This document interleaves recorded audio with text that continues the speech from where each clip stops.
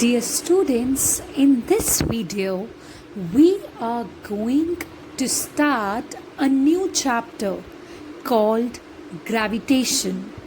And it's a very interesting branch of physics where we answer a number of questions related to the mysterious universe.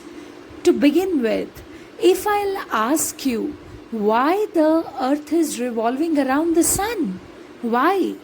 Why all the planets are compelled to revolve around the sun in the solar system? Can you answer that? Why? Why the moon, the natural satellite of earth, is revolving around the earth? Can you answer that? So, to answer all these questions, you need to study closely space and time. You need to study how a phenomena called gravitation largely influences this universe, and it has shaped the universe in the form that we know it today. We know many planets, okay? We know many galaxies. So, what is causing them to form? What is binding them all? The answer will be the force of gravitation. Let us see what exactly this force is and how can I relate it to my day-to-day experiences. So, I'll start with few observations. So, observation number 1, if you have an object over here and you've just dropped it, you know what? It is going to come down. It is, after a few seconds, you will see the same object lying on the ground. Why? You dropped it, but you were not forcing it to fall down. It automatically came down. But why? Why it chose only Earth's surface to fall down? Why not it was just flying in the air? Why is that so? So this is observation number 1. So this means there is some mysterious force, there is some mysterious pull which is attracting that ball, that object towards the surface, right? So that force is of course gravitational force. Now observation number 2.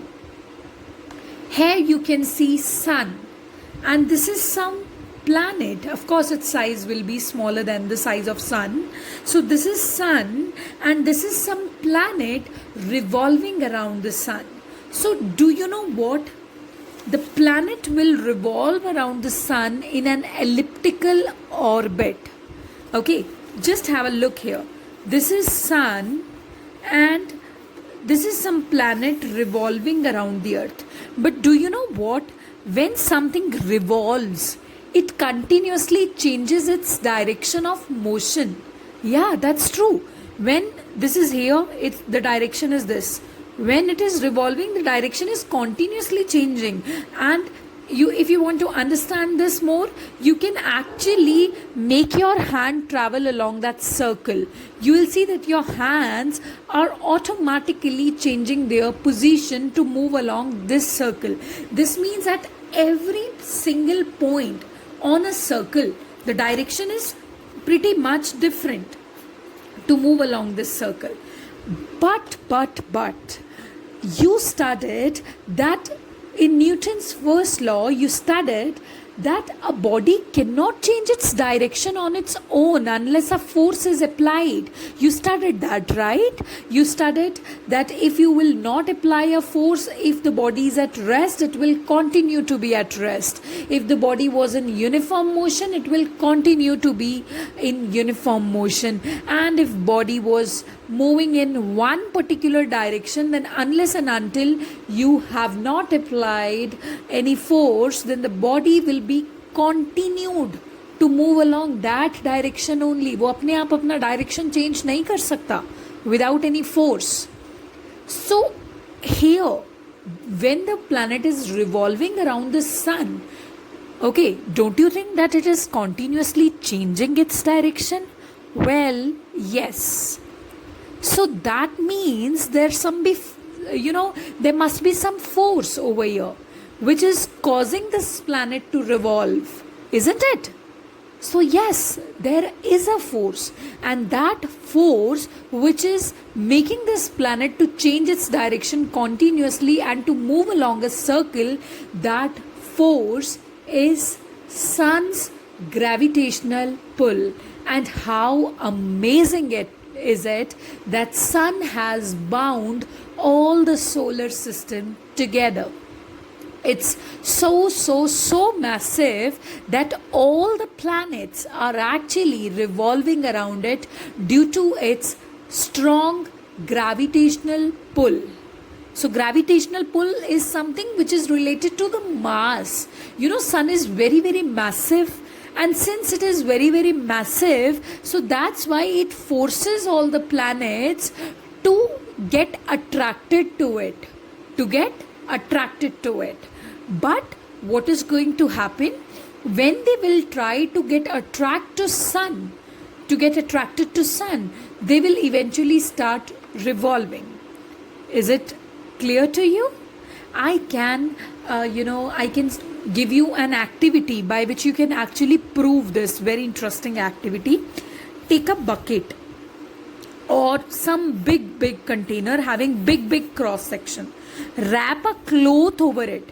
The cloth should be wrapped so nicely that the cross section is see, I will share a video of this in the description.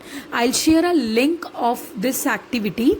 What you can do, you can actually wrap a cloth over that bucket, and that should be neatly wrapped, right? There should be no strains over there.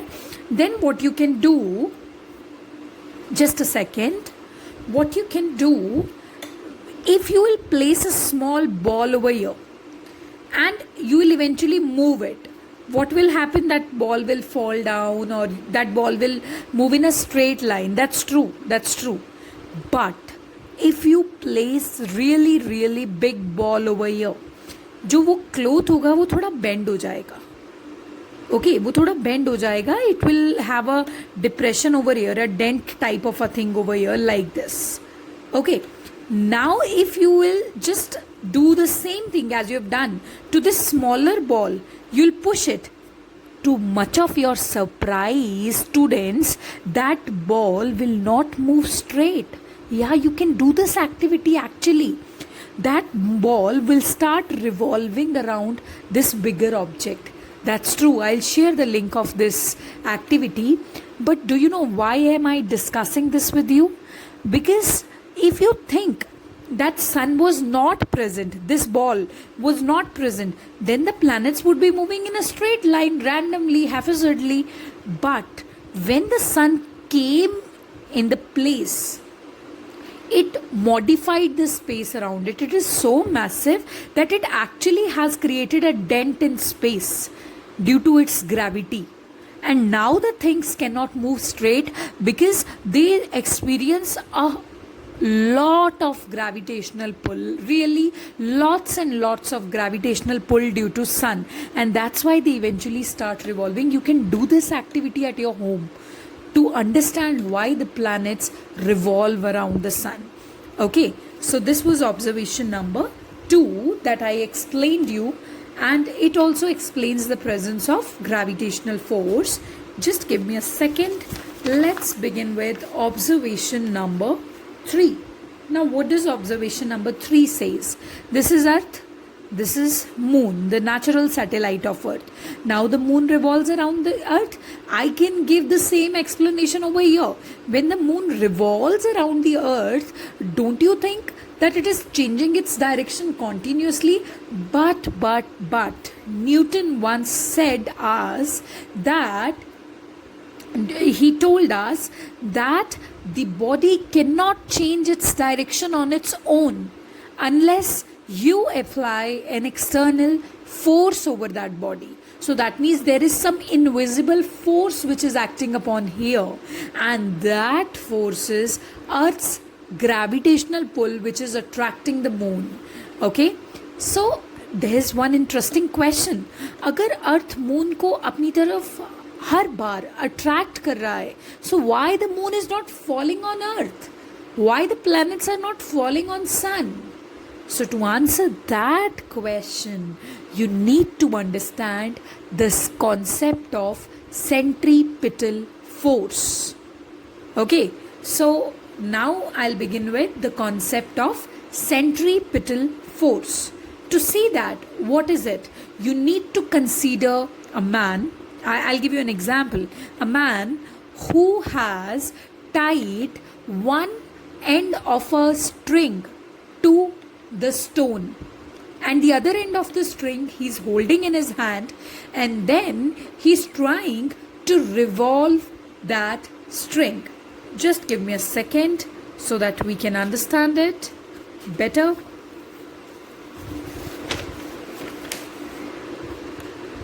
Just look here.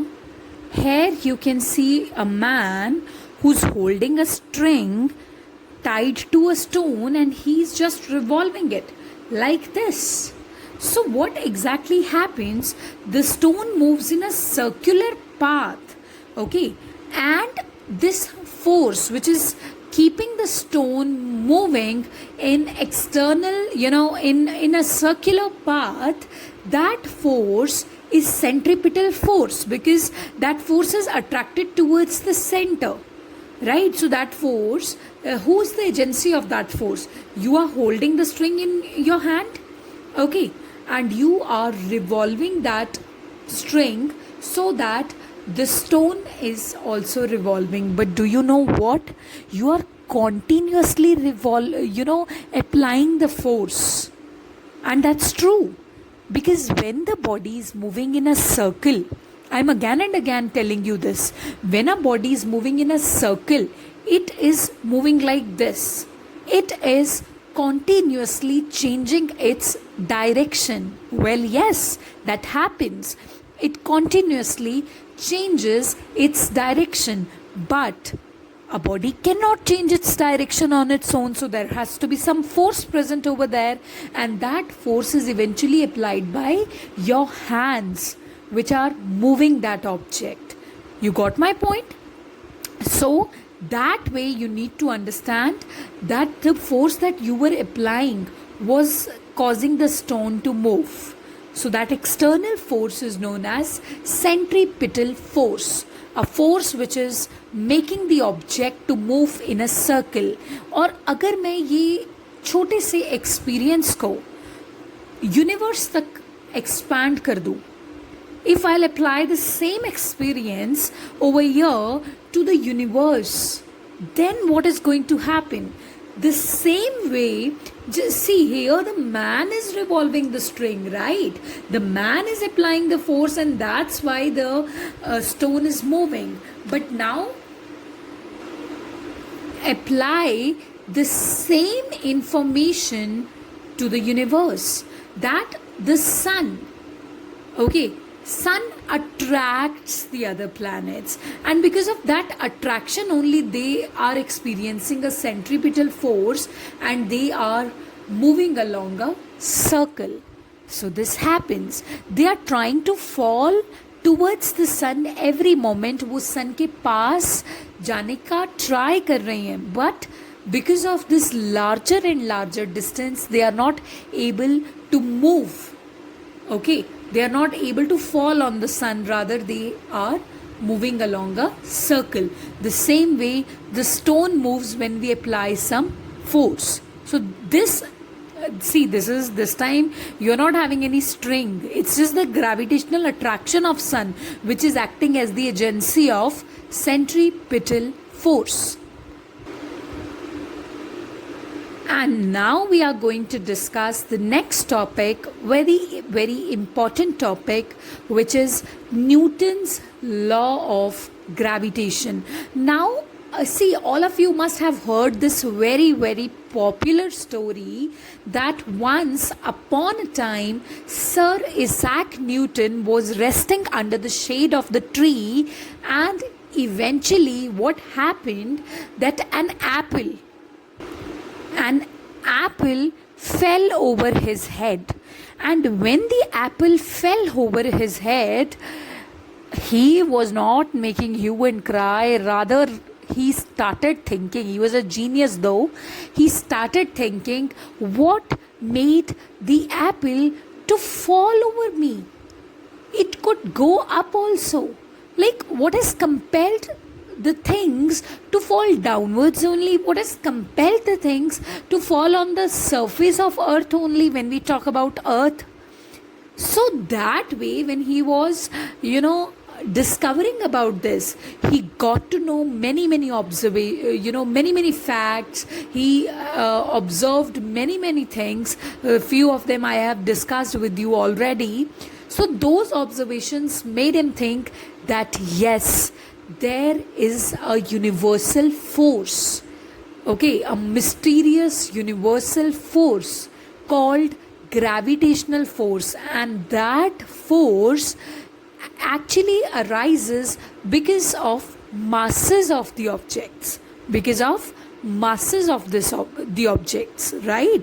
So he said that if you have two bodies, A and B, first one having mass m1, the other one having mass m2, and they are separated by distance r, then there will be gravitational force between them.